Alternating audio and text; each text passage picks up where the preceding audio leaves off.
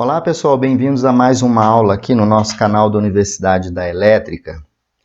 Hoje eu vou fazer uma imersão na 5410 e na 5419, que são duas normas, uma de instalações elétricas de baixa tensão, a outra do sistema de proteção contra descargas atmosféricas. Essas duas normas têm algo em comum. Um dos itens em comum entre as duas normas é o dispositivo de proteção contra surtos elétricos. Eu elaborei para vocês uma aula longa, Uma aula longa, em torno de 54 minutos, mas muito importante, fazendo uma imersão dentro da 5410 e da 5419 para mostrar para vocês a utilização e a obrigatoriedade do uso do dispositivo de proteção contra surtos elétricos, que vai proteger contra sobretensões, contra surto. Vamos fazer uma pequena introdução da nossa aula de hoje, onde eu vou falar para vocês o seguinte: as sobretensões que podem ocorrer em uma instalação elétrica de baixa tensão, elas são classificadas de duas formas, de acordo com a sua origem. Então eu vou classificar para vocês os dois tipos de sobretensões que podemos ter. O primeiro tipo são sobretensões transitórias. O que são sobretensões transitórias? São aquelas originadas principalmente das descargas atmosféricas e manobras.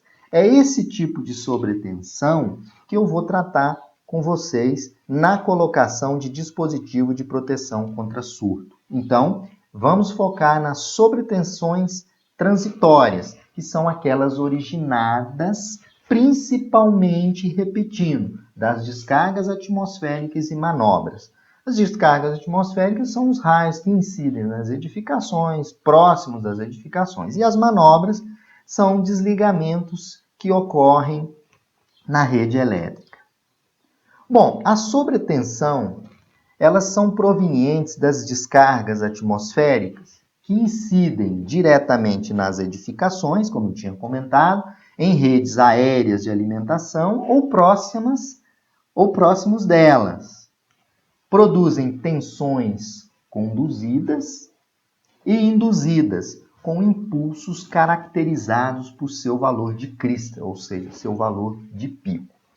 Então, a característica das sobretensões transitórias, elas ocorrem, nosso foco, por descargas atmosféricas que atingem a estrutura, próximas das estruturas, nas linhas ou próximas às linhas. Essas descargas produzem tensões conduzidas e também tensões, além de conduzidas, tensões induzidas, com impulsos caracterizados por seu valor de crista, ou seu valor de pico. Tais sobretensões causadas pelas descargas atmosféricas, elas causam danos frequentes às instalações, aos equipamentos servidos e aos usuários. Então aqui eu vou abrir um adendo. Nas minhas aulas de SPDA, eu sempre coloco que o SPDA é um dispositivo de proteção externo, ou seja, o para-raio, vamos dizer assim, ele protege a estrutura contra os danos que vão ser a descarga que atinge a estrutura. Mas existe a necessidade de um SPDA interno, que são as medidas de proteção, para garantir que as sobretensões elas possam ser impedidas para que sejam adentradas nas instalações. Então, o SPDA é interno e externo. Isso deve ser projetado e executado no projeto de uma edificação. Então, voltando às sobretensões, elas causam danos às instalações elétricas. Então, eu posso dizer que o meu SPDA externo não protege as instalações elétricas. Não, porque nós vamos ver que 50% da descarga elétrica que atinge uma edificação, 50% delas retornam pelo sistema de aterramento. Então, voltando aqui, tais sobretensões causam danos às instalações elétricas, aos equipamentos e aos usuários também. Então, medidas de proteção devem ser adotadas. Entre elas, que nós vamos estudar hoje, são as medidas de proteção contra surto, que é a instalação de DPS. E também a equipotencialização faz parte também dessas medidas internas para proteção contra sobretensão. A proteção ela pode ser feita via DPS, que é o dispositivo de proteção contra surto, que é o alvo da nossa aula de hoje. E o segundo tipo de sobretensões, são as sobretensões temporárias. Essas sobretensões temporárias não é o alvo, o nosso foco, mas eu estou definindo para vocês. São falhas de isolamento para outra instalação de tensão mais elevada e também a perda do condutor de neutro em esquemas TN, esquemas de aterramento TN e TT.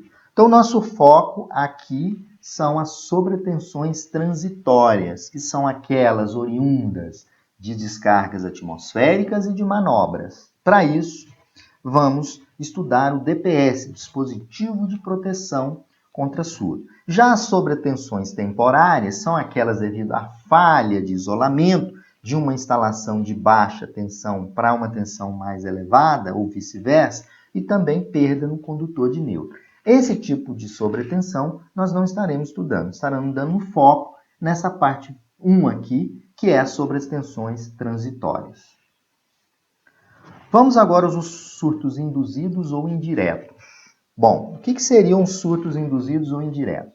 As descargas atmosféricas elas podem atingir as linhas de transmissão e distribuição de energia e podem incidir também diretamente em árvores e estruturas no solo.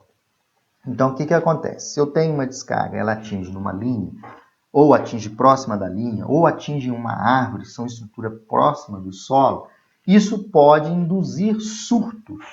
Esses surtos vão adentrar a minha residência.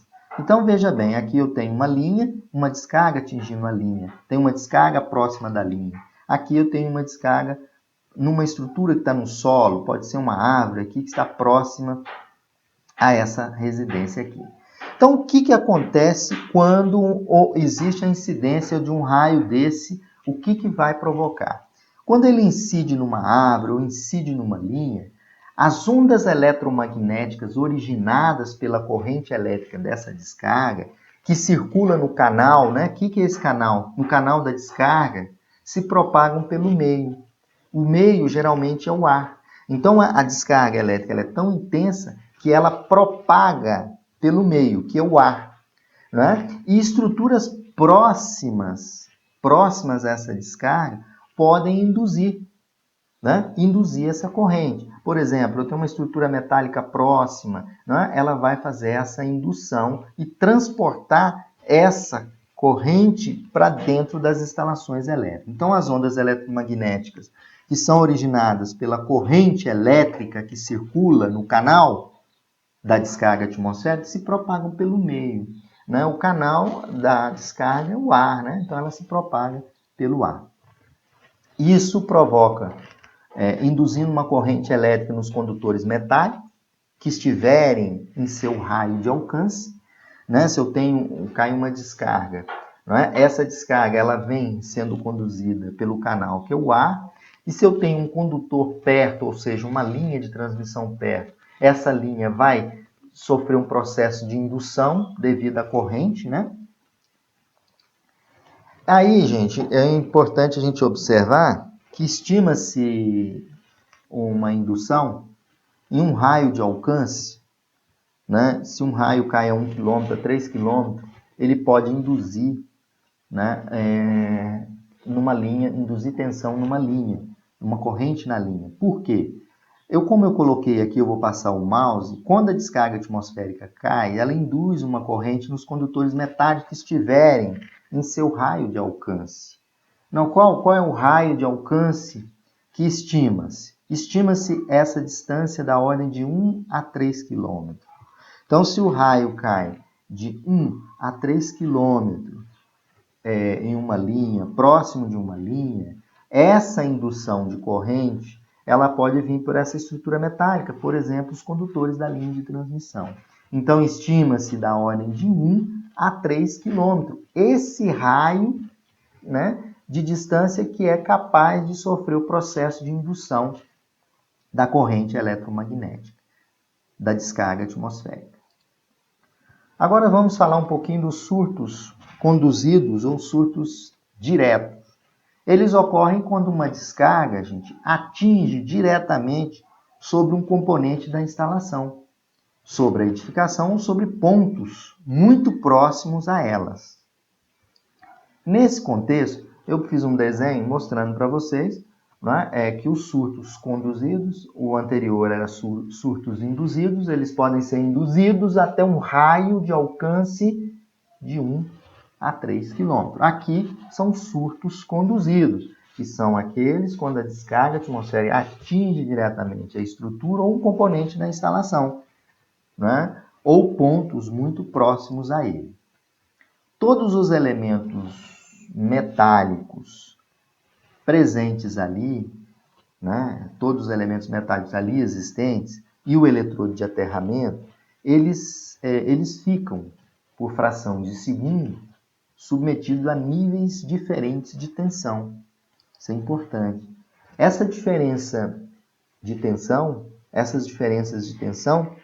elas vão gerar correntes de surto, que circularão, gente, por diversos pontos da estrutura, inclusive, e no nosso caso, principalmente, pela instalação elétrica. Então, veja bem, todas as estruturas metálicas ali, próximo da incidência da descarga, vão sofrer um processo condutivo, ou seja, essas diferenças de tensão vão gerar correntes de surto, que circulam por diversos pontos da estrutura, inclusive parte da instalação elétrica. Então, todos os elementos metálicos ali existentes, onde a descarga atinge, principalmente o eletrodo de aterramento, eles ficam por frações de segundo submetidos a níveis diferentes de tensão.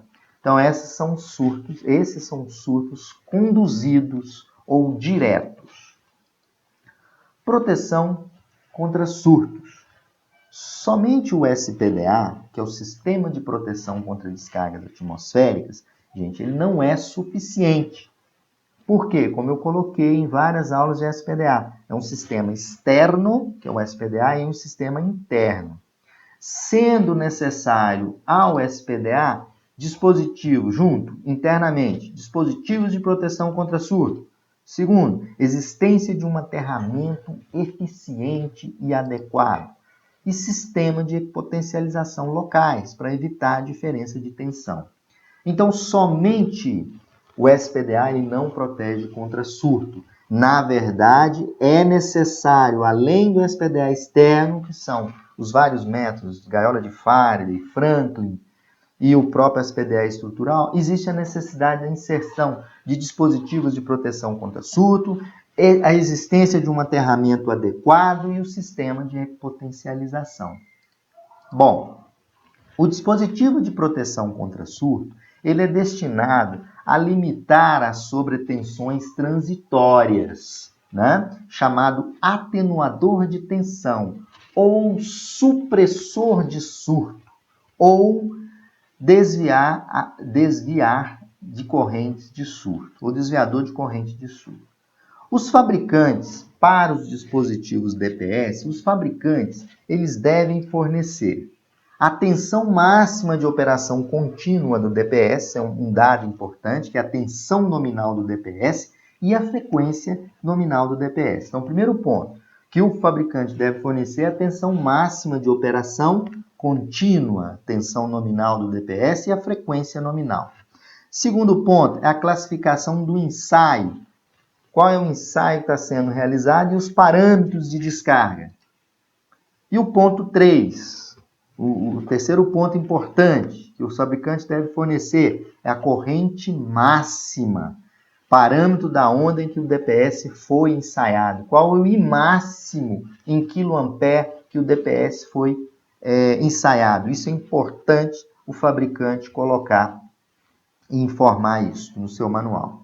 Corrente de impulso e carga em amperes por segundo para o DPS classe 1, né? Valor de modo de proteção. Então, essa informação tem que ser colocada pelo fabricante.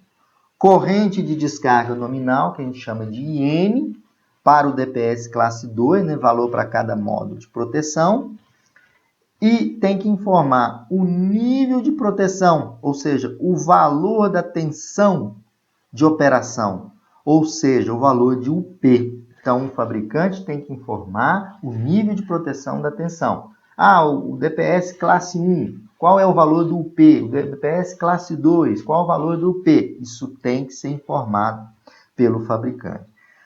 Também ele tem que informar a suportabilidade às sobretensões temporárias, né? Vai apresentar essa suportabilidade. Suportabilidade à corrente de curto-circuito no ponto da instalação. Então, são esses dados, né, que o fabricante de DPS, que são os dispositivos de proteção contra surto, devem apresentar. Bom, quais são os tipos de DPS que nós temos? Nós temos o DPS comutador de tensão ou DPS curto-circuitante. É um dispositivo que tem a propriedade de mudar bruscamente o valor de sua impedância de um muito alto para praticamente desprezível, em função do aparecimento de um pulso de tensão em seus terminais. Então, esse tipo de DPS, inclusive a NBR 5410, fala que a gente pode utilizar DPS comutador de tensão ou DPS curto-circuitante. É aquele em que existe uma mudança brusca no valor da sua impedância, de muito alta para um valor praticamente desprezível, né? Em função do aparecimento de um impulso de tensão em seus terminais. Então, esse é o primeiro tipo de DPS, são os DPS curto-circuitante ou comutador de tensão. Eles são construídos com centelhadores. Eles podem ser construídos com centelhadores de gás, centelhadores a gás ou centelhadores a ar. Então, esse é o primeiro tipo de DPS. São os DPS curto-circuitante, que é importante frisar, propriedade que eles têm de mudar bruscamente o valor de sua impedância de muito alto para praticamente desprezível. Ou seja, ele está em condições normais com uma alta impedância, quando tem um impulso de tensão acima do valor especificado, ele apresenta bruscamente uma impedância nula, ou seja, praticamente desprezível. Então, ele faz o aterramento, ele joga todo aquele impulso nos seus terminais para o sistema de aterramento. Podem ser construídos por centelhadores a gás ou centelhadores a ar. Que aqui está um exemplo com 3 eletrodozinhos, que é o centelhador. A segunda categoria são os DPS, atenuador de tensão, conhecidos como atenuadores de tensão ou supressor de surto. Ele tem a propriedade de mudar paulatinamente o valor de sua impedância de muito alto para praticamente desprezível. Isso quando aparece um impulso de tensão em seus terminais. Qual a diferença do DPS 1 para o DPS 2? O DPS 2, que é o atenuador de tensão ou supressor de eco, a variação da impedância dele de um valor alto para um valor muito baixo, ela não ocorre de forma brusca, ela ocorre de forma lenta, ou seja, ocorre paulatinamente, de um valor de impedância muito alto para praticamente desprezível. Eles são construídos a partir de varistores de óxido de zinco ou de carbeto de silício. Então, veja bem, essas são as categorias que nós temos de DPS. DPS comutador de tensão ou centelhadores, ou curto-circuitante, desculpa, ou DPS atenuador de tensão, supressor de eco. E o tamanho do varistor, está aqui o exemplo para vocês, o tamanho do varistor, o corpo do varistor diz muito a corrente que ele tem de capacidade. Então, a primeira modalidade são os curto-circuitantes. A impedância deles sai de um valor muito alto e muda bruscamente para um valor desprezível. Já o os atenuadores ou supressores de tensão, atenuador de tensão, supressor de surto, eles mudam a sua impedância paulatinamente ou gradativamente. E temos uma terceira categoria, que são os DPS combinados, né? Ou seja, ele incorpora no mesmo dispositivo as propriedades dos comutadores de tensão e dos atenuadores de tensão. Ou seja, combina a função 1 mais a função 2. Lembrando que o 1, a impedância muda bruscamente. O 2, ela tem uma curva de mudança paulatinamente, ou seja, suavemente. Bom, como eu tinha comentado sobre a curva de atuação do DPS curto-circuitante, ou seja, a impedância ela muda de um valor alto para um valor muito baixo bruscamente. Então, eu tenho aqui um nível de desequilíbrio, ocorre um desequilíbrio nesse pulso aqui, olha, nesse ponto, né? O que acontece com a minha impedância? Ela cai bruscamente, né? Aí o meu pulso, ela vai fazer com que, como ela cai bruscamente, ela aterra todo o sinal, né? Leva todo o sinal para o aterramento. Então, ele vem e tem essa característica, o pulso de tensão. Ali ele é atenuado, ó. Ele é atenuado para o terra, né? Ó, dá um pulso aqui para o dispositivo curto-circuitante, ele cai bruscamente, né? Apresentando uma impedância muito baixa. Já a curva de atuação do DPS não curto-circuitante, são um supressor de surto, vocês podem observar que eu tenho um nível de desequilíbrio quando eu tenho um pico de tensão, né? A minha impedância, ela cai paulatinamente, né? Então, a curva é mais suave de queda para esse tipo de dispositivo não curto-circuitante, o DPS não curto-circuitante. Pois bem, então dá para a gente observar e até relembrar aquele conceito do curto-circuitante, que a impedância está muito alta e vai para um valor muito baixo de forma brusca. Aqui, ela está num valor muito alto e vai para um valor muito baixo de forma paulatinamente, né? Então, essa é a diferença entre os dois DPS, também pode ser observada. Classificação do DPS. O DPS, pessoal, ele é classificado conforme as especificações de sua construção, do fabricante, e principalmente em função dos parâmetros de ensaio, os quais esses DPS são submetidos.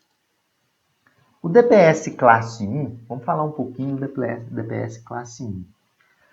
O que voga em relação ao DPS classe 1, classe 2, classe 3, são os ensaios nos quais esses dispositivos serão submetidos. O classe 1, ele é ensaiado em condições de corrente que melhor simule o primeiro golpe da descarga, o primeiro pulso da descarga atmosférica. Com a corrente de impulso que eu estou passando o mouse sobre carga, que é a quantidade de Coulomb por segundo.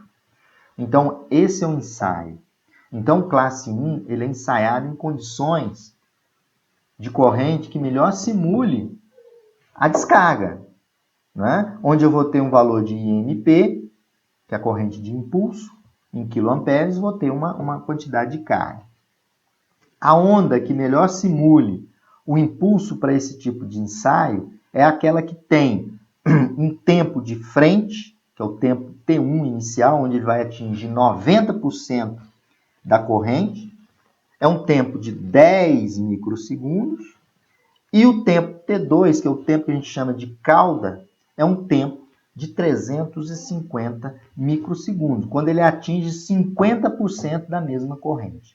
Então, veja bem, os DPS classe 1, eles sofrem ensaios que tenham que simular, durante 10 microsegundos, uma corrente de impulso em 90% de sua capacidade, nesse tempo que a gente chama tempo de frente. E o tempo T2 é o tempo de cauda, onde a corrente tem que atingir 50% da corrente de descarga. Aí a gente chama, coloca que o dispositivo classe 1, ele é 10/350. 10 microsegundos no tempo de frente e 350 microsegundos no tempo de cauda. DPS classe 2, ele é ensaiado em condições de corrente que melhor vai simular os golpes subsequentes das descargas atmosféricas e as condições de influências diretas nas instalações.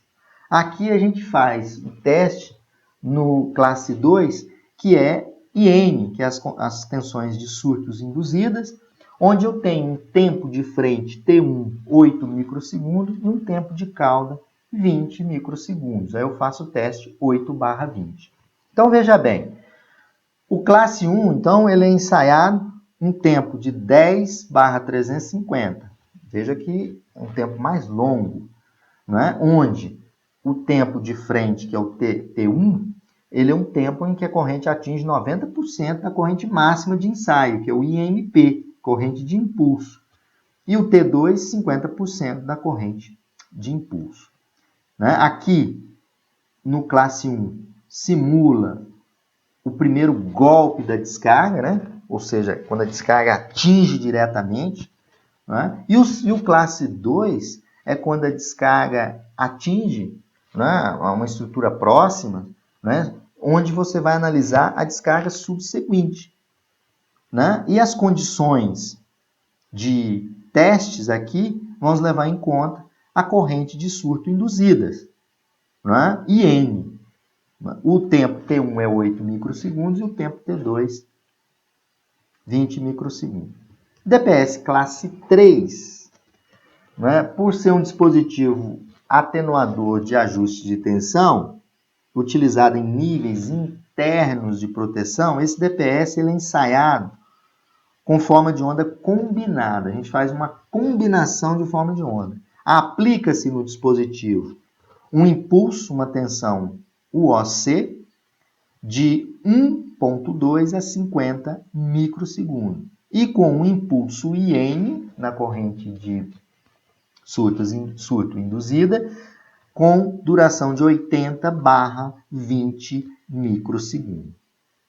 Desse resultado, o que o fabricante espera? Obtém-se uma impedância fictícia que não possa ultrapassar 2 ohms. Então, veja bem que o classe 1, os testes, os ensaios são mais severos que o classe 2 e o classe 2 tem ensaios mais severos do que os dispositivos de classe 3. Então, o DPS ele é classificado em relação à sua construção e, principalmente, aos ensaios, aos parâmetros de ensaios quais são submetidos. Então, os classe 1 são submetidos a ensaios mais bruscos, né? Com tempo de 10/350. Já o classe 2, ensaios 8/20, 8 microsegundos, 20 microsegundos, da tensão e da corrente IN, enquanto o classe 1 é da corrente IMP. E o classe 3, os ensaios são submetidos através de impulso de tensão de duração de 1,2 a 50 micro. E injetados um impulso de corrente de surto, IN, que a gente chama, 80/20. E a impedância não pode, fictícia não pode ultrapassar 2 ohms. Aqui, uma figura mostrando para vocês quem é T1, né? É o tempo de frente que a gente chama, que eu citei aqui. É o tempo para a corrente atingir 90% do seu valor. E o tempo de cauda, que é o tempo T2, é o tempo para a corrente atingir 50%. Olha, ela atinge 50% do seu valor, que é o que a gente chama de tempo de cauda. Né? Aqui esse O1 é a origem da descarga, né? Aí tem a intensidade, o tempo T1, 90% da corrente, e o tempo T2 é o tempo de cauda, é o tempo para a corrente atingir 50% do impulso. Então, resumindo, o DPS ele é classificado por classes e cada classe tem um ensaio a qual o dispositivo é submetido pelo fabricante. Ainda falando um pouco da classificação do DPS, vocês podem observar aí, eu fiz uma curva para vocês, né? A curva do DPS classe 1, ele tem impulso de 10, impulso de frente, né? Que é a corrente até atingir 90% da corrente máxima, né? Da descarga.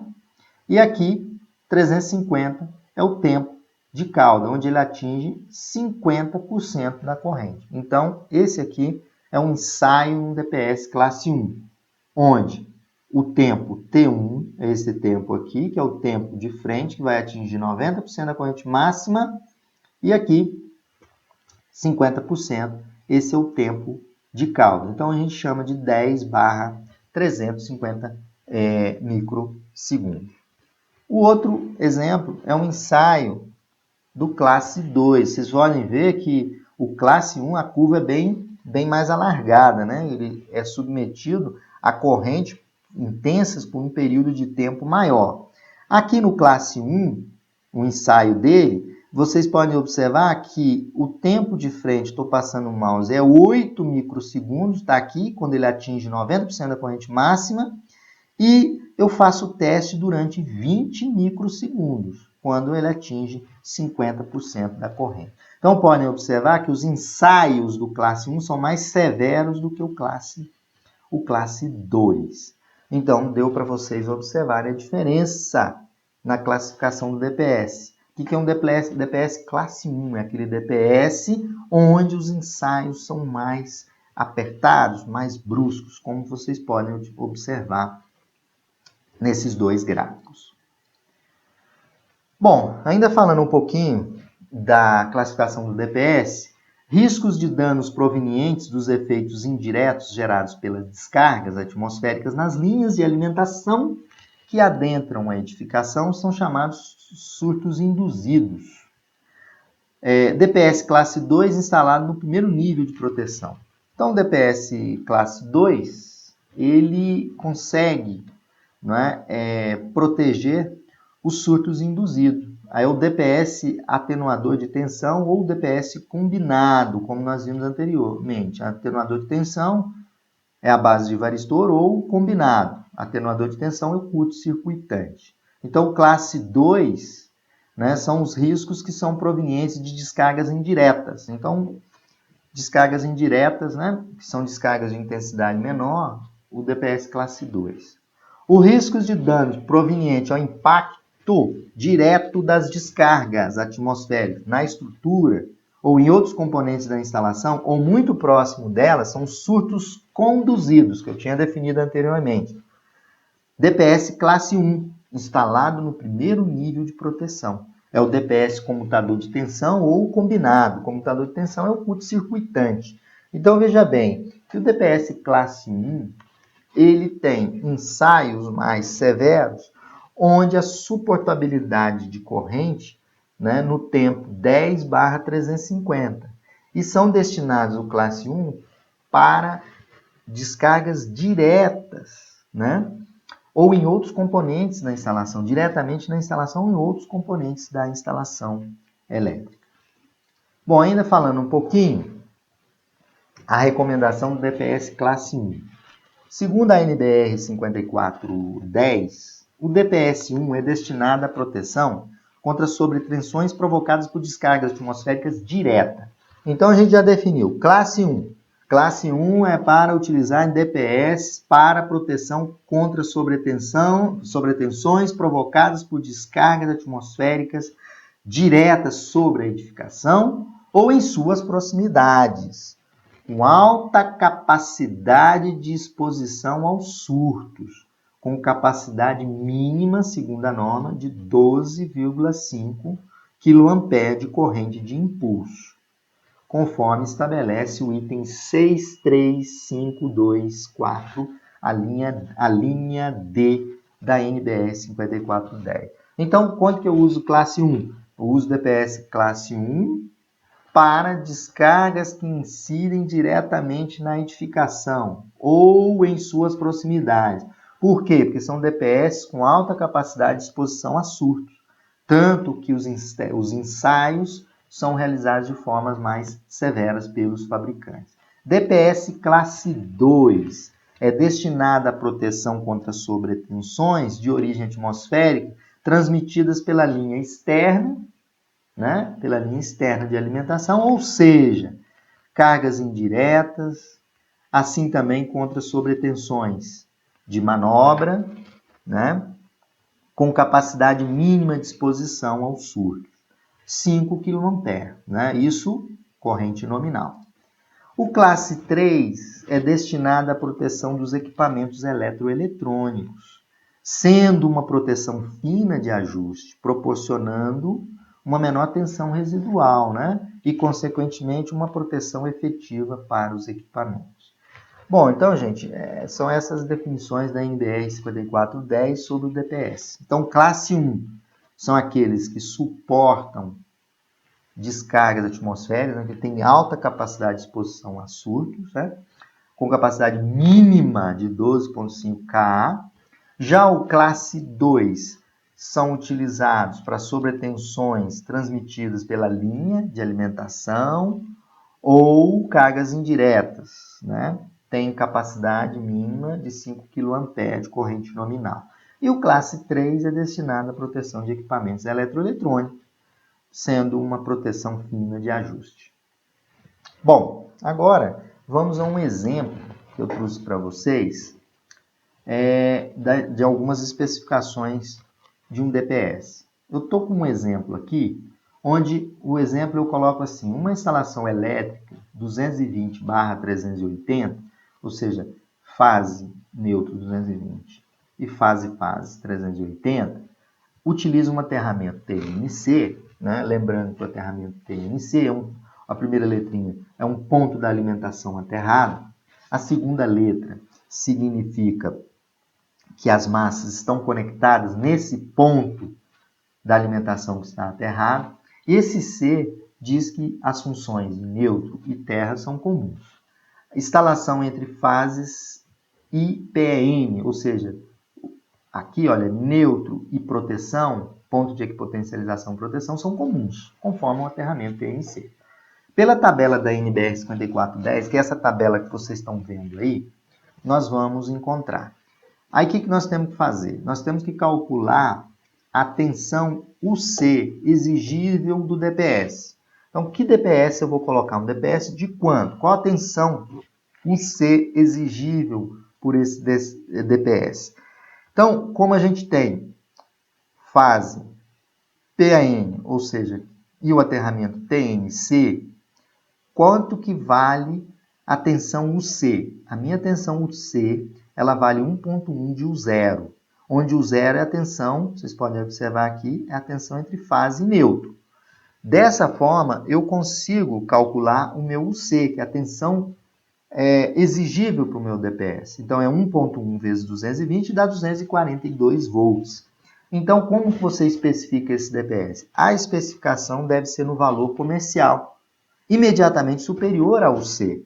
Então, a gente pode dizer que esse DPS vai ser um DPS de 250 ou 255 volts, com um C, que é a tensão exigível, né, para esse DPS. Então, os valores adequados de UC, eles podem ser significativamente superiores aos valores mínimos da tabela, né? Então, é uma das formas de você fazer um cálculozinho do seu DPS. A minha tensão é 220, então é 220 vezes 1,1, nesse meu exemplo, né? Por isso tem essa tabela, que é a tabela da NBR 5410, onde que está caracterizado aqui as fases, né? Ponto de equipotencialização, se for separado ou não, neutro separado, no nosso caso tem NC.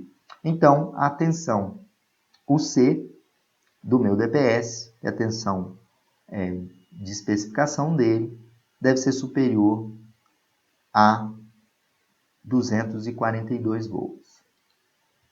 Especificação ainda, tensão de operação contínua. A tensão de operação contínua. Aqui, essa tabela, vocês têm a corrente de pico para o classe 1, que é aquele IMP, o classe 1, 200 kA, o classe 2, 150 kA, 3 e 4, 100 kA. Aqui é o tempo de frente, já tínhamos comentado, 10 para o classe 1, 10 classe 2 e assim sucessivamente. Tempo de 50% de cauda, que é o T2, tempo de cauda, 350. Veja que para corrente de pico, eu tenho o tempo, né, 10, 350, tempo de cauda, 10, 350. E aqui a carga em condição do primeiro raio, em Coulomb, né? Então, esses valores são valores importantes, né, que a gente tem que considerar a corrente de pico. 200, 150 e 100. 200 kA para a classe 1, 150 classe 2. Isso corrente de pico. Bom, aqui, gente, eu trouxe esse texto muito importante que faz a gente refletir. E, além de refletir, chegarmos à conclusão de que o SPDA sozinho, ele não protege a instalação elétrica. Ele protege a estrutura e as pessoas que estão dentro. Então, veja bem, o que é a IEC, que é uma norma internacional, a IEC 62305/4, ela convenciona que a corrente elétrica da descarga atmosférica, ela se divide ao longo do SPDA, sendo que, ao chegar ao solo, metade dessa corrente se dispersa nele, no solo, e a outra metade retorna para a instalação. Por quê ela retorna? Porque em função da diferença de tensão que aparece entre os aterramentos da edificação e da concessionária de energia, e da fonte de alimentação. Então, gente, isso aqui é muito importante. Metade da corrente, ou seja, a corrente da descarga atmosférica, ela se divide ao longo do SPDA, sendo que, ao chegar ao solo, metade dessa dispersa no solo. Então, metade vai dispersar no solo. E a outra metade, ela retorna para a instalação. Por isso que eu tenho que ter o dispositivo de proteção contra surto e a equipotencialização, que fazem parte do sistema de proteção interno da edificação, das instalações. Por que metade retorna? Ela retorna em função da diferença de tensão que aparece entre os aterramentos da edificação e o aterramento da fonte que alimenta a edificação. Outro exemplo de especificação de DPS. Nós especificamos anteriormente, né, a tensão de UC de trabalho do meu DPS. Agora vamos imaginar um edifício residencial onde o projetista de SPDA escolheu um nível máximo de proteção para esse edifício, que é nível 1. E é utilizado um esquema de aterramento TNC e uma rede de alimentação trifásica. Então o projetista lá escolheu o nível 1 de proteção, o SPDA é o nível máximo de proteção, e o aterramento da edificação TNC, uma rede trifásica. Bom, eu tenho que calcular a corrente, tem que buscar lá na tabela qual é a corrente da descarga atmosférica de nível 1. Bom, se vocês observarem anteriormente, vou voltar aqui na tabela, olha aqui a corrente de descarga, parâmetros da corrente da descarga atmosférica. Corrente de pico, nível 1, 200, nível 2, 150, 3 e 4, 100. Né? Isso é nível da corrente de descarga, ok, gente? Então, essa tabela, nível da corrente de descarga. Tanto que aqui que eu concluo para vocês, 50% dispersa no solo, os outros 50% retorna para a instalação devido à diferença entre os aterramentos, né, da alimentação e aterramento da edificação. Então, o projetista escolheu nível 1. Se o projetista escolheu o nível 1, qual é a descarga submetida ao nível 1? 200 kA. E qual é a duração? 10,350, ou seja, tempo de frente 10 microsegundos e tempo de cauda 350. Isso é importante. Outro fato muito importante, corrente de surto conduzida no interior da instalação. Olha, como nós comentamos, que 50% dispersa no solo e 50% retorna para a instalação, então a corrente de surto na instalação é 200 kA dividido por 2, a metade retorna. Então qual seria a corrente de surto conduzida no interior da instalação? 100 kA. Número de condutores metálicos externos que adentram na edificação. O sistema não é trifásico, 3 fases mais um neutro, então são 4 Então, aqui, ó, número de condutores metálicos externos que adentram a edificação. São 4, 3 fases mais o neutro. Então, N igual a 4. Corrente de surto, vamos calcular agora qual a corrente de surto imposta a cada condutor. Nós tínhamos calculado anteriormente a corrente de surto, que é 100 kA. É a metade da corrente da descarga, que a metade fica no solo, né, dispersa no sistema de aterramento. A corrente de surto imposta para cada condutor, eu vou pegar 100 kA, que é a corrente de surto aqui, 100, e vou dividir pelo número de condutores. 100 dividido por 4. Então, qual é a corrente de surto imposta em cada condutor? 25 kA. Bom, a corrente de impulso especificada para o DPS, então eu vou especificar um DPS, que é esse DPS aqui. Qual é a corrente de surto imposta a cada condutor? 25 kA. Então, quando eu for escolher a corrente de impulso especificada para o DPS, ela deve ter valor comercialmente encontrado imediatamente superior a essa corrente, que é a corrente de surto. Então, poderia eu escolher um DPS com corrente de impulso de 50 kA? Poderia, porque a corrente imposta a cada condutor de surto é uma corrente de 25 kA. Então, eu vou ter que escolher um DPS, por exemplo, se eu tiver um DPS de 30 kA. Ok? Então, com esse exemplo, nós já encontramos qual o valor da corrente de impulso. Qual o DPS que eu vou utilizar para instalar nessa situação um SPDA nível 1, por exemplo. Bom, ainda um pouco da especificação do DPS.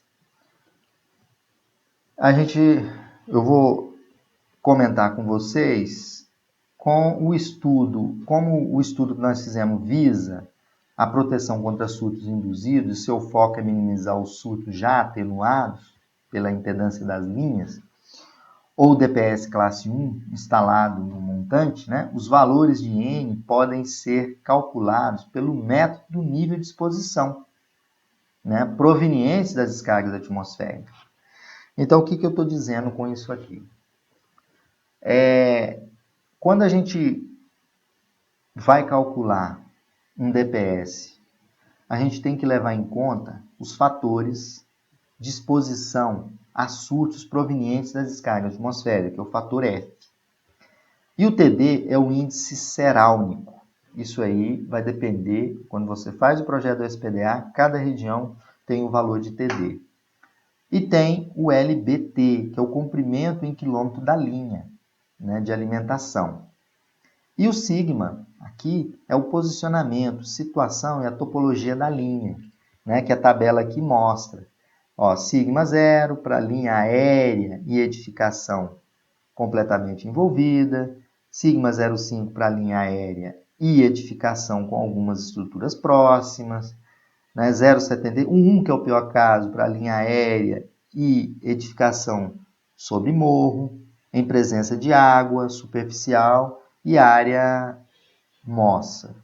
Bom, então, esse fator F é o nível de exposição. Vocês podem observar aqui que, de acordo com esse fator F, eu escolho a corrente IN. Nós calculamos anteriormente corrente de impulso. Para mim calcular a corrente IN do meu DPS, eu encontrei anteriormente IMP, né, que tem que ser maior do que a corrente de surto de cada condutor. Aqui eu tenho que achar a corrente IN, né, com vistas, né, à proteção contra surtos induzidos. Né, o IN para proteger contra surtos induzidos. Quando é que eu protejo surtos induzidos? Eu vou calcular o fator F, que é o tempo de exposição, que é o nível de exposição a surtos, né? Se ele for menor ou igual a 40, você vai escolher uma corrente IN de 5 kA. Se ele tiver entre 40, maior do que 40, e menor ou igual a 80, IN 10. Então, vai escolher um IN com 10 kA. Se F for maior do que 70, você olha um IN de 20 kA. Então, quando você vai escolher um DPS, né, com vista à proteção a surtos induzidos, e o foco seu é minimizar os surtos já atenuados pela impedância das linhas ou DPS classe 1, instalado lá na entrada, você na verdade, está colocando um segundo nível de DPS, que é o DPS classe 2. Como é que eu especifico o DPS classe 2? O DPS classe 1 já atenuou o pulso. Aí ele passa para o DPS classe 2. Como que eu especifico o DPS classe 2? Eu utilizo toda essa metodologia que eu estou mostrando aqui para vocês, onde eu tenho que encontrar a corrente nominal de surtos induzidos, que eu mostrei anteriormente, que é o IN, que a gente faz o cálculo em função dessa expressão aqui. Onde TD, lembrando, que é o índice serálnico. Vocês vão lá no Instituto de Pesquisas Espaciais, tem lá as curvas serálnicas, ou na própria NBS 5419 tem esses valores. LBT o tamanho da linha e sigma é as condições da linha. Dessa forma, coloquei um DPS classe 1, ele já atenuou o impulso. Aí vou colocar um DPS classe 2, já para atenuar o quê? Aos impulsos induzidos pela descarga direta. Né? Então isso é muito importante observar. Bom, as correntes nominais normalizadas são IN 5 A por modo de proteção, IN 10 kA para DPS de neutro com ligação monofásica e 20 kA para DPS de neutro com ligação trifásica. Nesse caso aqui, para F maior do que 70, vou usar 20 kA. Então, gente, o que eu quis colocar aqui no exemplo? Primeiro exemplo, eu escolhi um DPS classe 1 para atenuar a descarga direta. Depois eu vou colocar um segundo nível de DPS, que é o classe 2, para segurar as descargas induzidas pela descarga direta. Então, a descarga caiu diretamente, eu vou ter outros pulsos induzidos. Aí eu coloquei um DPS classe 2. Esse DPS classe 2, eu calculo ele em função dessa metodologia que eu apresentei aqui para vocês, onde eu vou calcular a corrente em N, e N é a corrente de surto induzido. Bom, níveis de ligação para DPS. Também essa figura extraída da NBR 5410, nós temos os níveis aqui de DPS. Então, eu vou começar aqui por UP. Né? UP, vendo a tabela aqui, é a tensão de impulso suportável requerida pelo DPS. A categoria do produto é definido em kV. Então, veja bem, sistemas trifásicos, 220 380, produto a ser utilizado na entrada da instalação. É categoria 4, na entrada da instalação. No quadro geral, alimenta seu edifício, no quadro geral vou colocar um DPS classe 1, nível 1 de proteção. É o ponto de entrada da energia. Classe 1 é aquele DPS onde você tem ensaios 10/350 com correntes, né, projetados de 200 kA. Então, veja bem, então UP classe 4, UP vale, para classe 3, UP vale 4 kV, para classe 2, 2,5, para classe 1, 1,5. Né? São produtos, aqui você pode usar o classe 2 em equipamentos de utilização, né? Pode usar num PABX, alguma coisa assim, produtos a ser utilizados em quadros de distribuição, circuitos terminais. Então, veja bem, quando que eu coloco um UP classe 3? Eu coloco em quadros de distribuição. Né? Aí, voltando aqui no nosso desenho, o classe 4 é o classe de tensão de suportabilidade, maior tensão, é o DPS com capacidade UP, que é a tensão suportável requerida de impulso, de 6 kV. Aqui é o primeiro nível de proteção. Eu estou colocando esse DPS aqui na entrada da edificação, no quadro geral de entrada. E vou usar uma suportabilidade 3, classe 3, com 4 kV. E aqui eu já coloco um DPS classe 2. Olha. É o segundo nível de proteção. Isso é no quadro de distribuição parcial. Né? O seu prédio tem um quadro geral, tem um quadro de distribuição parcial. Aqui eu coloco e calculo aqui um DPS classe 2, ó, nível 2, né? Que tem uma corrente de suportabilidade de 100 kA a descarga. Depois um DPS nível 3, que eu coloco em quadro de distribuição de circuito secundário. Ó, quadro de distribuição de circuito secundário. Né? Eu coloco nível 3, com o P classe 2 de 2,5 kV.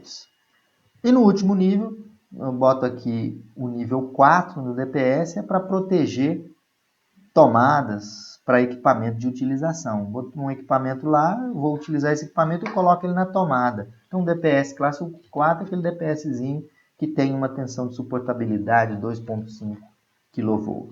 Pois bem, gente, dessa forma vocês viram os níveis de ligação do DPS, onde são conectados, o classe 1, né? O nível 1 está ligado lá na proteção do ponto de entrada. Os DPS nível 1, os ensaios são mais severos, né? Com corrente de frente, com pulso de frente 10, 350 micro, né? Com corrente, suportabilidade tem que ser 200 kA. E aqui nível 2, quadro de distribuição parcial na sua edificação. E aqui nível 3, quadro de distribuição secundário ou tomadas. E 4, usar em equipamento de utilização. Bom, eu utilizei para montar a aula para vocês a NBR 5419, primeira edição 2015, a parte 4 dela, e utilizei também a ABNT 5410, que é a norma de instalações elétricas de baixa tensão, e também utilizei o livro do Ademaro Cotrim. Então, gente, obrigado e espero que vocês tenham entendido os conceitos sobre as sobretensões. Vamos definir alguns conceitos. Primeiramente, os raios são descargas atmosféricas que, quando elas caem, colocam em risco as pessoas, os animais e os próprios bens daquela estrutura a ser protegida. Então, o DPS, é o dispositivo de proteção contra surto. O que eu vou tratar nessa aula são os DPS, dispositivo de proteção contra surto, por descargas atmosféricas. Então, por isso que eu estou definindo que quando os raios caem, eles colocam em risco as pessoas, os animais.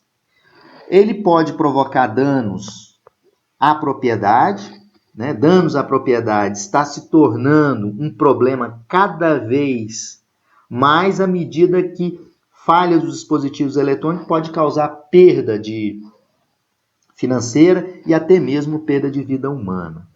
As descargas atmosféricas diretas e indiretas, elas podem provocar danos nos equipamentos, nas pessoas e na própria estrutura.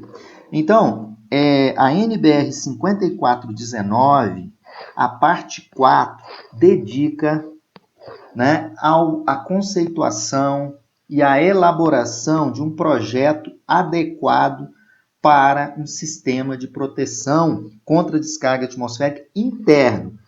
Na aula que nós estamos tratando hoje, nós vamos falar sobre o DPS, que é o dispositivo de proteção contra surto provocado pelas descargas diretas e indiretas. O DPS ele funciona como um sistema de equipotencialização indireto, que é definido na NBR 5419, a parte 4 de 2015.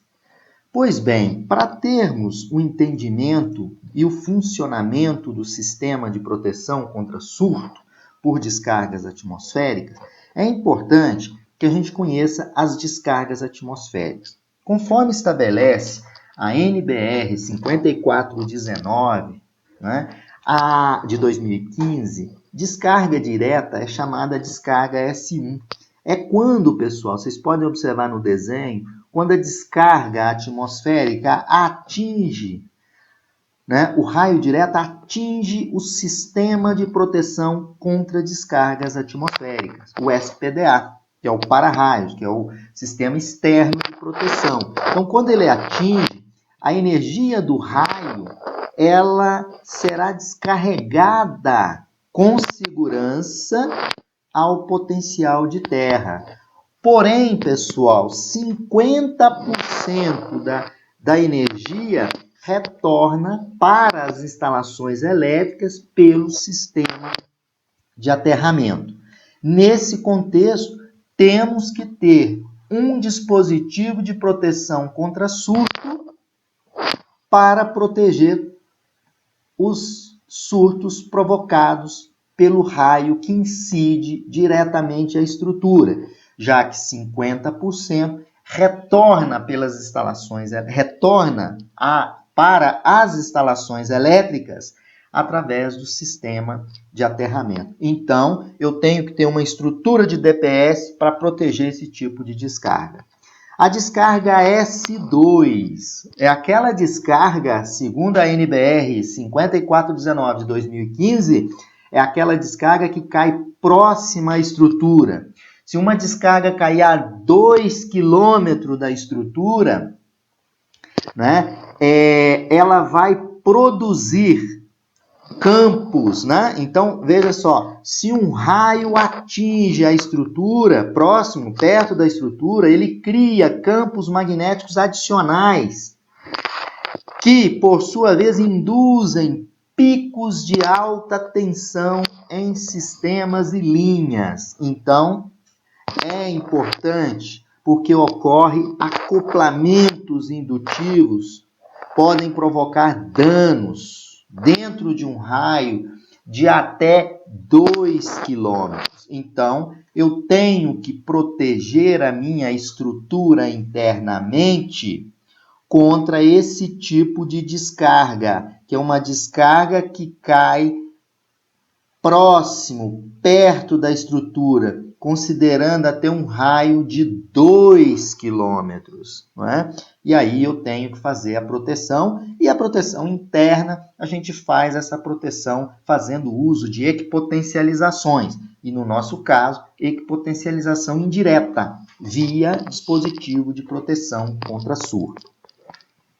Continuando ainda, temos agora a questão das descargas que caem diretamente, aquelas descargas que caem diretamente na estrutura, que a gente chama de S3, um raio direto em uma linha de energia, ou uma linha de sinal, que pode ser de energia, ou cabo de dados, ela pode, pessoal, acoplar altas correntes de raio parciais num edifício, onde elas se conectam.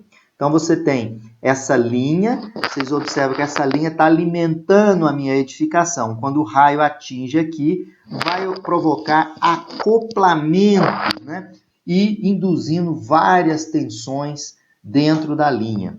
E isso atinge os equipamentos eletroeletrônicos internamente. Então, DPS devem ser instalados para essa proteção. Por exemplo, aqui eu já tenho a descarga, quando ela cai, pessoal, próximo da linha de transmissão, da linha de transmissão de energia ou a linha de sinal. Pode ser uma linha de cabo, de dados, né?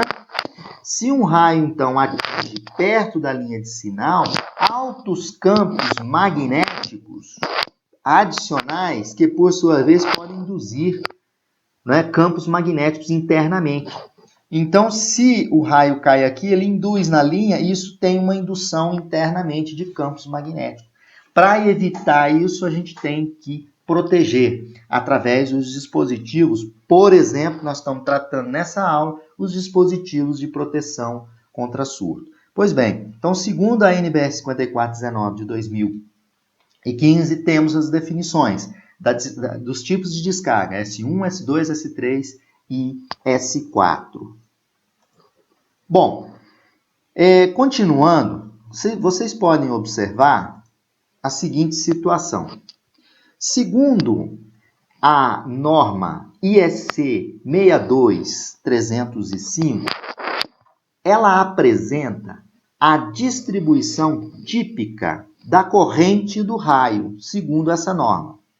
Se vocês observarem, eu tenho marcado aqui como raio direto, né? Aqui o 4, aqui 2 e aqui 3. A norma IEC 62305 305, ela mostra a distribuição dessa corrente. Então, a distribuição da corrente em se vocês observarem, olha só a distribuição dessa corrente.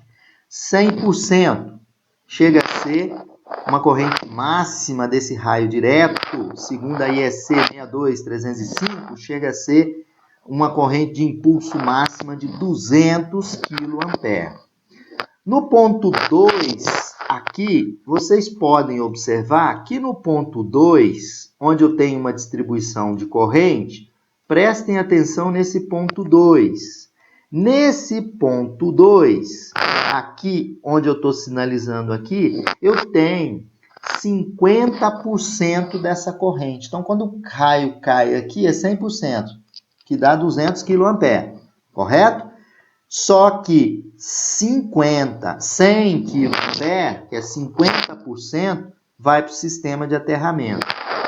E no item 3, olha a corrente que retorna. Por isso que eu tenho que ter aqui, olha, o sistema de proteção contra surto, raio direto aqui na minha linha, certo? Então, essa distribuição de corrente, ela diz que o raio, 50% da corrente dissipa no sistema de aterramento, está aqui a resistência de aterramento, 50% retorna para as instalações elétricas. Então, eu tenho que ter o dispositivo de proteção contra surto, uns 50%. E eu tenho os outros 5%, eu tenho 5%, são descargas induzidas no cabo, que chega a corrente de 5 kA. Então, essa distribuição de corrente do raio é em conformidade com a IEC 62305, onde 50% das descargas vão para o terra, 50% retorna para as instalações elétricas, né, via sistema de aterramento. Por isso que nós temos que ter o DPS e por isso nós estamos discutindo nessa aula. E aqui eu tenho uma corrente no item 4, que é a corrente induzida na linha, que pode induzir na linha devido a essa descarga aqui, só que ela representa 5%. Isso me dá 5 kA de corrente. Bom, em relação à proteção via DPS, internamente são criadas as zonas de proteção. Essas zonas de proteção, como nós vamos falar sobre DPS, então vai ser criada internamente as zonas de proteção via DPS. Obviamente, na parte 4 da NBR 5419, tem as proteções via equipotencializações diretas. Aqui na nossa aula vamos tratar da proteção via equipotencializações indiretas via DPS. Então, o DPS, ele cria zonas internas de proteção. Zona de proteção 1, 2 e 3. São zonas que dão a proteção interna via as equipotencializações. No nosso caso, vamos dar essa aula baseada nas equipotencializações via DPS. E as zonas externas de proteção são as zonas dadas à proteção em função do SPDA externo, né, que é o para-raio. Então, o para-raio dá proteção externa.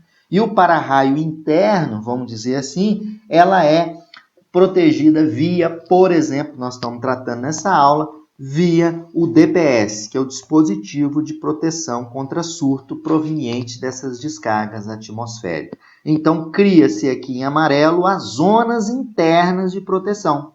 Então, o projeto de DPS ele pode ser ampliado, não só a conexão de DPS, por exemplo, na linha de energia, mas eu posso ter DPS no sistema de câmeras do meu edifício, no sistema de recepção de antenas, na bomba do elevador, no elevador, nas bombas, né, que alimentam e fazem o funcionamento da edificação.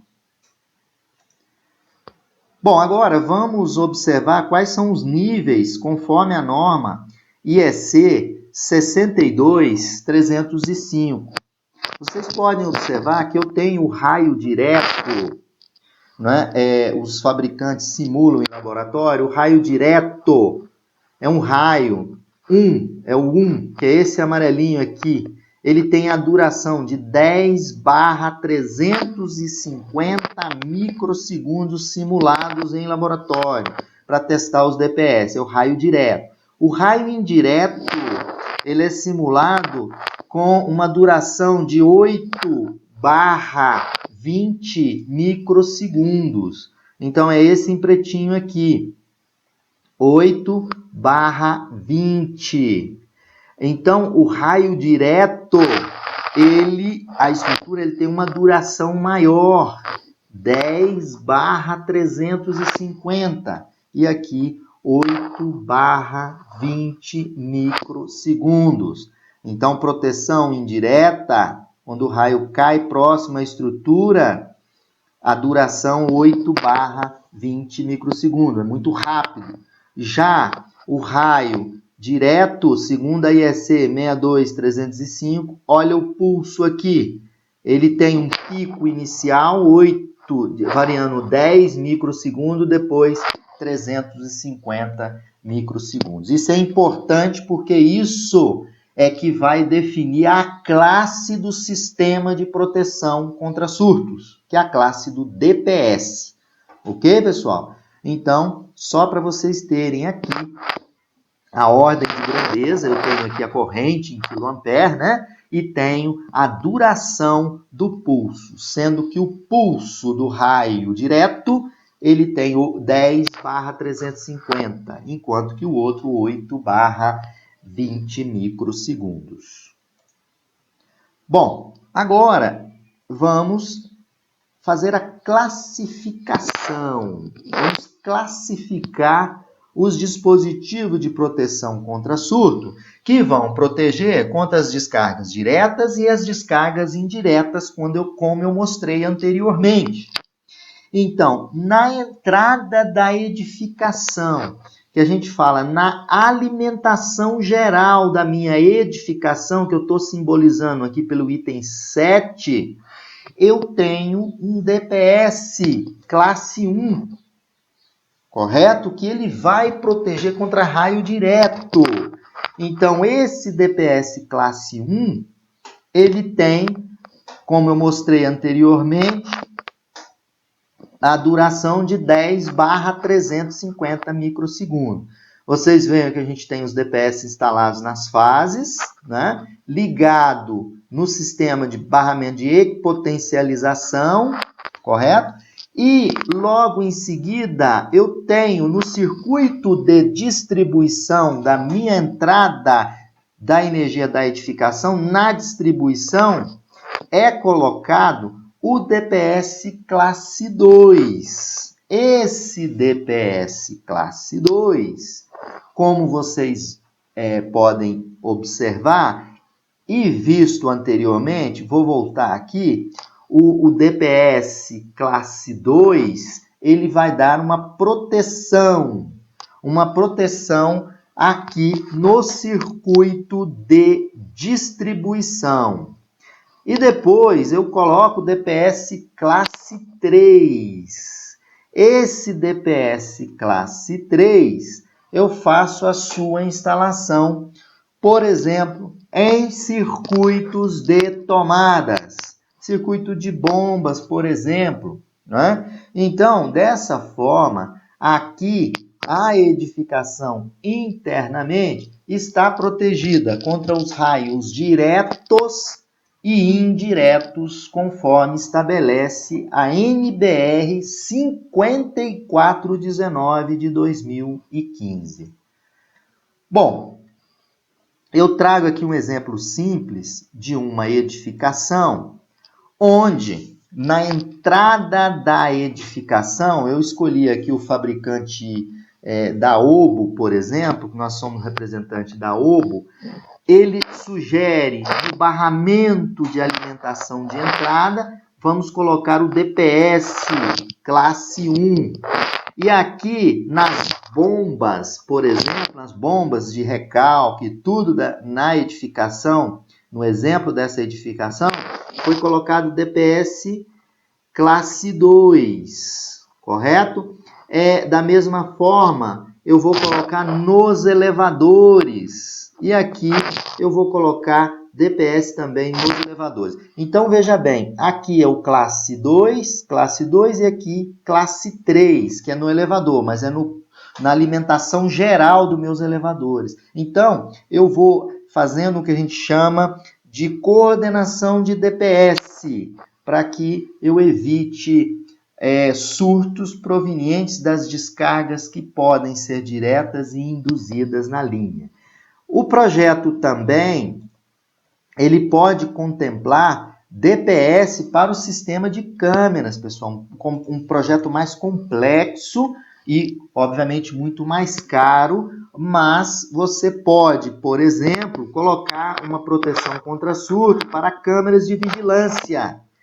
Não é? Então, você tem os protetores coaxiais, que é o DSBMC, que eles oferecem a proteção classe 1, 2. São esses conectores aqui, um pouco diferente. E depois nós temos aqui, são os protetores classe 3, que é a proteção final, né, destinada a proteger a entrada de alimentação das câmeras. Então, bota um para proteger as entradas de alimentação da câmera, e aqui eu boto direto coaxial nas câmeras para proteger uma descarga, por exemplo, induzida no cabo coaxial que pode ocorrer. Então, veja bem que eu posso ampliar o meu projeto, visando maior segurança interna para as pessoas e para os equipamentos e o próprio bem da estrutura.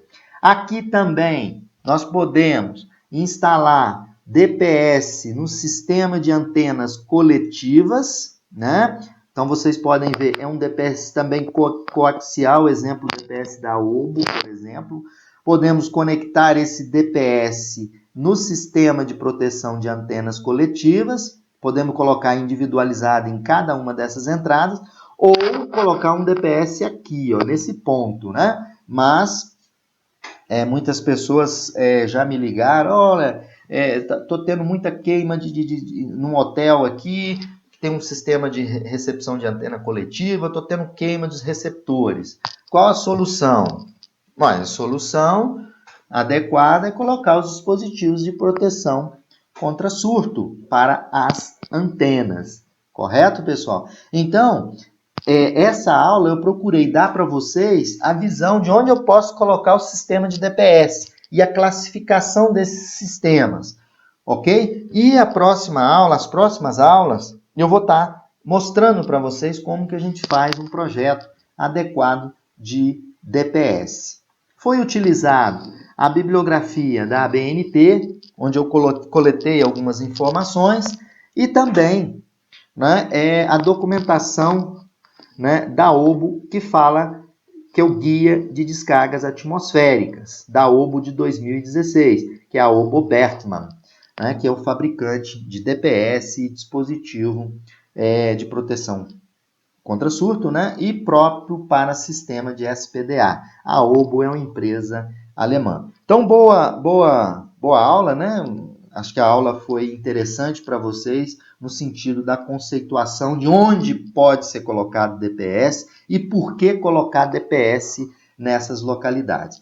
As próximas aulas de DPS são aulas já aproveitando esses conceitos e dando a visão de projeto de sistema de proteção contra surto. DPS, para que seja feito um projeto, é importante entender os parâmetros de um DPS.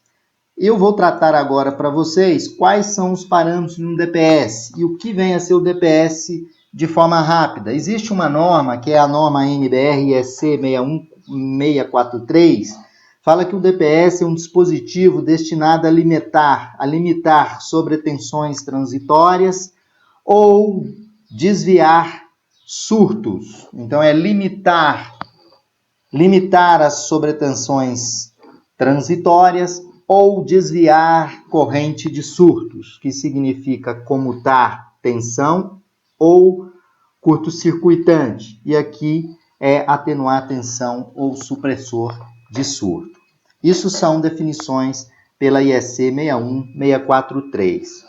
Quais são os parâmetros do DPS? Importante. Primeiro parâmetro, tensão máxima de operação contínua, o C, que é a tensão contínua, tensão nominal do DPS, e a frequência dele também vem estabelecida em placa, né, em dados do DPS. Então, primeiro ponto, tensão contínua de operação. Depois, corrente máxima do DPS, dada em kA, I máximo, é a corrente máxima do DPS. Parâmetro que representa o parâmetro da onda em que o DPS foi ensaiado. Todo DPS é ensaiado, então tem o valor do parâmetro a qual o DPS foi ensaiado sobre aquele tipo de onda. Depois, corrente de impulso, outro parâmetro importante, IMP, dado em kA, e também a carga, dada em ampere por segundo. Somente esses dois parâmetros são válidos para DPS classe 1. Corrente de descarga nominal, IN, em kA, somente válido ali para o DPS classe 2. E depois outro parâmetro, pessoal, é nível de tensão, UP, valor para cada modo de proteção. Pois bem, então qual foi o objetivo? Mostrar quais são os parâmetros, quais são eles? O C, I máximo, e corrente de impulso, carga, corrente de descarga nominal e nível de proteção de tensão. Esses dados são dados que eu estou definindo para que na aula 133 a gente feche essa sequência mostrando o projeto de DPS. Então, quando eu digo o C, eu estou falando da tensão máxima de operação contínua do DPS. E I máximo é a corrente máxima do DPS. Né? Esse parâmetro do DPS é o parâmetro de onda em que o DPS foi ensaiado. Ok? Bom, fazendo uma recapitulagem sobre os parâmetros das correntes de descargas atmosféricas que nós vimos lá na aula A131 sobre os conceitos do DPS, a corrente de descarga atmosférica, ela consiste em um ou mais componentes diferentes. Então, eu tenho aqui as definições de um impulso de corrente, que ele é tipicamente T2 menor do que 2 milissegundos, onde T2 é o tempo de cauda dessa onda. Então, vamos definir aqui um pouquinho. O1 é a origem virtual aqui da minha descarga. I é a corrente de pico. Está aqui, corrente de pico. T1 é tempo de frente de onda. Esse tempo até o ponto que representa 90% do pico. Então, T1 é até 90% aqui do meu pico. T2 é o tempo em que eu tenho 50%, onde a descarga cai aqui 50%. Então, observem bem que os ensaios do DPS serão realizados pelos fabricantes em conformidade com os tipos de impulso existentes. Então, as descargas atmosféricas descendentes são aquelas que atingem, na verdade, são descargas da nuvem para a Terra, e elas têm essas características, onde é importante observar o T1, que vai ser a duração, né, que é o tempo de frente, né, a corrente começa a subir aqui, atinge esse valor aqui, 90% do pico. Quando atinge 90% do pico, esse tempo T1 é o tempo de frente de onda. Depois, eu tenho o tempo T2, é um tempo mais longo, né? Mais longo até a cauda cair 50% do valor da corrente de descarga. Essas ondas são importantes, por quê? Porque os DPS serão ensaiados em conformidade com o estabelecido pelas normas, IEC principalmente. Continuando, eu tenho agora as descargas atmosféricas, né, descendentes, iniciadas, né, que a gente chama por um líder descendente, que é a nuvem para a Terra. Essa é uma descarga longa, né? Descarga longa, 10%. Olha aqui para vocês verem a descarga longa. Definições dos parâmetros da componente longa, uma descarga longa, né? Um pulso de descarga longa. Aquele pulso tipicamente maior do que 2 milissegundos e uma descarga menor do que 1 segundo. Então, é uma descarga que ela tem uma duração mais longa, né? Onde esse T longo é o tempo de duração da descarga. E Q longo é a carga da componente longa da descarga atmosférica. Então, eu posso ter uma descarga atmosférica longa, com duração superior aos 2 milissegundos que eu tinha mostrado anteriormente. Então, todos os DPS serão ensaiados em função do tipo de onda que cada um classifica, que esse tipo de onda está associado ao nível de proteção do Sistema de Proteção contra Descargas Atmosféricas, o SPDA. Bom, continuando ainda, agora vamos falar um pouquinho sobre o parâmetro mínimo que devem constar nos dados de placa. Os valores dos parâmetros mínimos em função da classe do SPDA. Então, da classe do DPS, me desculpa. DPS classe 1, quais são os parâmetros que eu tenho que ter? Eu tenho que ter o C, eu tenho que ter o P, tenho que ter I máximo, tenho que ter IMP, tenho que ter a carga e a curva T1/T2 de ensaio. Esses são os parâmetros para o classe 1. Para o classe 2, eu tenho que ter o C, o P, o M máximo e N, a curva T1/T2 de ensaio. O DPS classe 3, o fabricante deve fornecer o C, o P, o OC e N e I máximo. Não é? Então, para cada classe de SPDA, ou para cada caso, para cada caso ou para cada classe de DPS, temos que ter um conjunto de parâmetros e um conjunto de ensaios que são realizados pelos fabricantes. Então, o DPS classe 1, ele vai definir que eu tenho que ter uma curva T1/T2 de ensaio. Devo ter a carga planejada para esse ensaio, a corrente de impulso, corrente máxima, a tensão de proteção, de isolação e o IC. Né? Da mesma forma, o classe 2 que trata desses parâmetros. O classe 3 já é utilizado, nós vamos ver o classe 3 já para proteger as tomadas, os equipamentos, né? Então, ele precisa do parâmetro C, o P, o OC, IN e I máximo, que nós definimos anteriormente. Aonde nós definimos? O que é o OC? Se vocês querem ver novamente o OC, prestem atenção. O OC é a tensão máxima de operação contínua. O P, nível de proteção de tensão. O P, né, é a corrente máxima de impulso e a corrente de descarga nominal é o IN.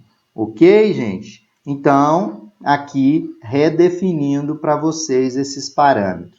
Para que nós estamos definindo isso? Para que possamos na próxima aula, fazer um projeto de DPS usando os conceitos da aula 131 e 132. Bom, agora vamos analisar os tipos de DPS.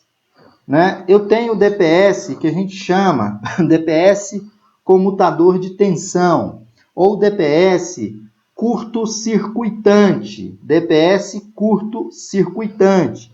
O DPS curto-circuitante ou comutador de tensão, ele tem propriedade de mudar bruscamente o valor de sua impedância, de muito alto para praticamente impedância desprezível. Em função de quê que ele atua? Em função do aparecimento de um impulso em seus terminais. Então, Os DPS, comutador de tensão ou curto-circuitante, são DPS que alteram a impedância bruscamente de um valor muito alto para um valor muito baixo. Depois nós temos os DPS, né, atenuador de tensão ou DPS supressor de surto. Ele tem a propriedade de mudar paulatinamente. Então, ele muda paulatinamente o valor da sua impedância de muito alto para praticamente desprezível. Isso quando aparece um impulso de tensão em seus terminais. Então, existe uma diferença. Aqui, a mudança é brusca, aqui, né, brusca, ou seja, sai de uma impedância alta para uma impedância desprezível. Aqui também sai de uma impedância alta para uma impedância desprezível, porém de uma forma atenuadora, onde a impedância muda paulatinamente. E o DPS combinado? O DPS combinado ele incorpora no mesmo dispositivo as propriedades dos comutadores e atenuadores de tensão. Esses são os 3 tipos que a gente tem de DPS. Continuando, é importante dizer que um DPS ele é classificado, né, não é com a sua posição. O DPS na rede, ele não é classificado com a posição na rede, na verdade. Um DPS ele é classificado conforme as especificações do fabricante e principalmente em função dos parâmetros de ensaio que aquele DPS é submetido. Então, o DPS classe 1 é um DPS ensaiado em condições de corrente que melhor simule um golpe da descarga atmosférica, vai simular um golpe da descarga atmosférica, uma corrente de impulso em kA sob uma carga em ampere por segundo. Na literatura internacional, adota como onda que melhor simula esse tipo de impulso de ensaio aquela que tem um tempo T1, que é o tempo de frente de onda que nós definimos anteriormente, de 10 microsegundos, né, ao atingir 90% da onda. Está aqui, ó, mostrando para vocês. E o tempo T2, que é o tempo de cauda, de 350 microsegundos, para atingir 50% da corrente, né? Então, um DPS classe 1 a gente chama, olha, esse DPS é do tipo 10/350. Tem uma corrente de impulso com uma duração de 10 microsegundos e depois essa corrente no ensaio cai 50% do valor de pico. Dessa forma, aí a gente diz, olha, esse é um DPS classe 1. Impulso de curta duração e longa duração. Impulso de curta duração, na verdade, 10 microsegundos o primeiro e o segundo de 350 microsegundos. Agora o DPS classe 2. Olha os ensaios do DPS classe 2. O DPS classe 2 ele é ensaiado em condições de correntes que melhor simule os golpes subsequentes, ou seja, que simule as descargas elétricas subsequentes das descargas atmosféricas e as condições de influências indiretas nas instalações. Para isso, é trabalhado no classe 2 com uma corrente IN, corrente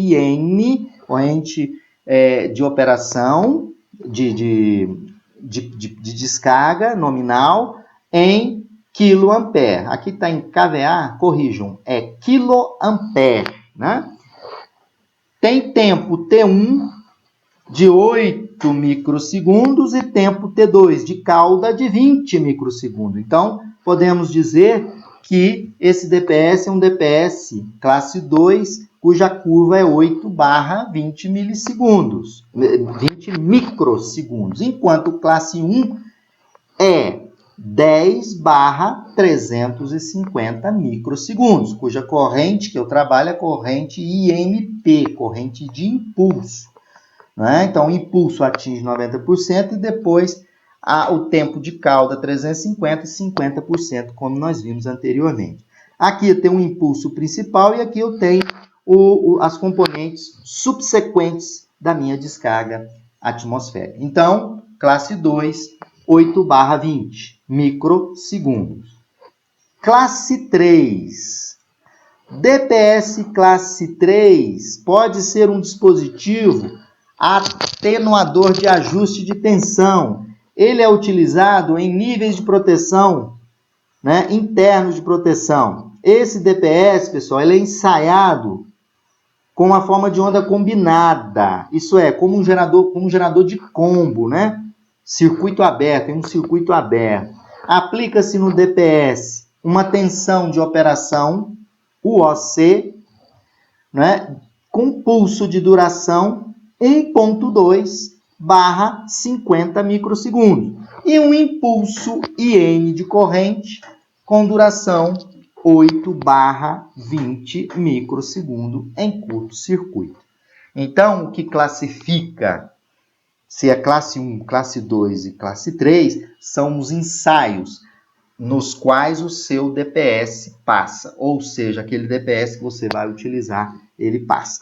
Essa tabela, ela mostra a componente de pico em relação ao nível de proteção do SPDA. Nível de proteção 1 do SPDA, nível 2, nível 3 e nível 4. Qual é a corrente de pico em quiloampere? O nível 1 de proteção, 200, nível 2, 150, nível 3, 100 kA. Tempo de frente de onda para o nível 1 de proteção do SPDA, 10 microsegundos para todos eles. Tempo T2 de cauda em microsegundo, que corresponde a 50% como nós vimos anteriormente. 350 microsegundos para o nível 1, para o nível 2, para o nível 3. Carga para condições de primeiro raio, que apresenta maior intensidade, 100 coulomb para nível 1 de proteção SPDA, nível 2, 75 e 50. E aqui é a energia específica em watts, né, por ohms, em energia por ohms, né? Então, eu tenho 10 megajoule por ohms e aqui 5.6 e aqui 2.5. Então, eu classifico o SPDA, né? Eu classifico o SPDA quando eu vou escolher o projeto nível 1 e vou escolher meus DPS, principalmente o DPS classe 1, em função do nível de entrada de proteção, né, que eu vou dar na minha edificação. Bom, DPS e sua proteção. Eu trago aqui agora a curva, né, os três impulsos, né? O que tem maior energia é o classe 1. Ele é 10/350. Olha a curva aqui, tem maior energia, não é, que do impacto dessa descarga. Depois tem o classe 2 em verde. Olha aqui, classe 2, ele é 8/20. E depois eu tenho o classe 3, que nós vimos que em azul aqui representa 1.2/50 microsegundos. E aqui eu trago para vocês cada classe de SPDA criando uma zona de proteção. Zona ZP1 criada pelo DPS classe 1. Zona ZP2, DPS classe 2. E essa zona 3 já é uma zona onde eu estou dando diretamente a proteção às tomadas ou os equipamentos que estão ligados nas tomadas. E aqui são as zonas Z0A e Z0B, que é a zona de proteção dada pelo sistema de proteção contra descarga atmosférica. E o DPS dando essas zonas internas de proteção. Bom, essa figura é uma figura extraída da NBR 5410 de 2004. ela mostra os esquemas de conexão do DPS. Aqui eu tenho a linha externa de energia que chega, ela está sem neutro, não possui neutro. Aí qual tipo de ligação que você vai fazer o DPS? Vai colocar um DPS por fase, ok?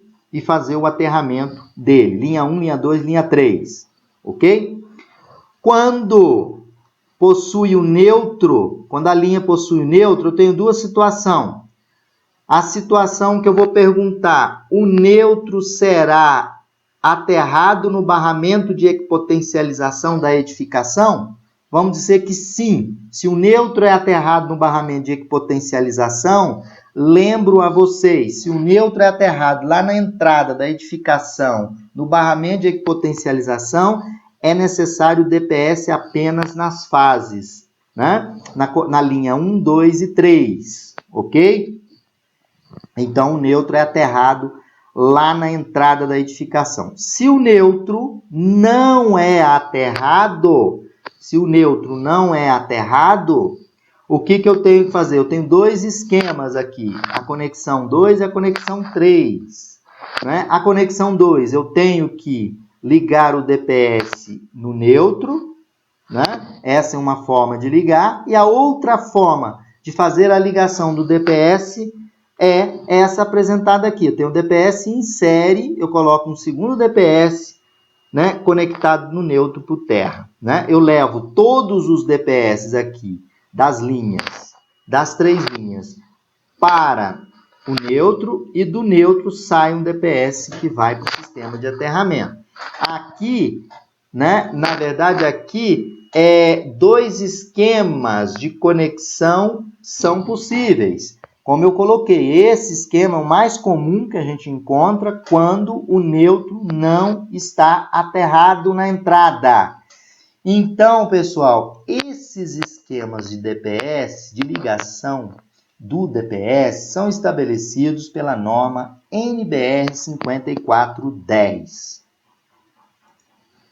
Bom, continuando, vamos falar um pouquinho dos condutores do DPS. Os condutores de ligação do DPS devem ser curtos e retos, tanto quanto seja possível, conforme estabelece a NBR 5410, né? Essa norma não é de 2014, aqui foi um erro meu, essa NBR 5410, pessoal, 5410 é de 2004, olha, 2004, tá, pessoal? Corrigindo, 2004. A NBR 5410 de 2004. Aqui tem um zero, tá? Aqui é zero, tá? 2004, ok?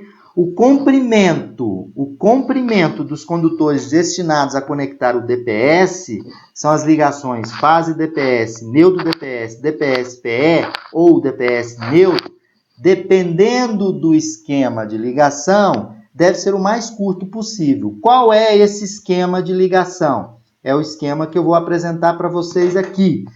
Em qualquer um desses esquemas que vocês podem observar aqui, a distância não pode exceder meio metro. Então, quando eu ligo o meu DPS nessa configuração aqui que a gente chama, uma configuração aqui onde eu tenho o E/I, que é equipamento / instalação a ser protegida, se eu tenho essa ligação, esse tipo de ligação, né, a distância máxima também é meio metro. Nesse outro tipo de ligação, onde eu tenho esse trecho A e esse trecho B, A mais B tem que ser menor ou igual a 0,5 metros. Então, resumindo, qual é a distância que eu vou ligar o meu DPS até a minha linha, a soma da linha até o DPS, do DPS da fase para o DPS, DPS para o neutro, DPS para a fase. Qual a distância máxima? 0,5 metros.